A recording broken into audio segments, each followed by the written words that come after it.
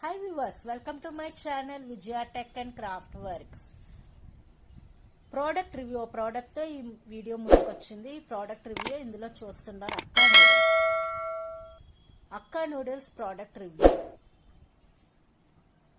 Master Chow కంపెనీది అక్కా noodles. Master quality.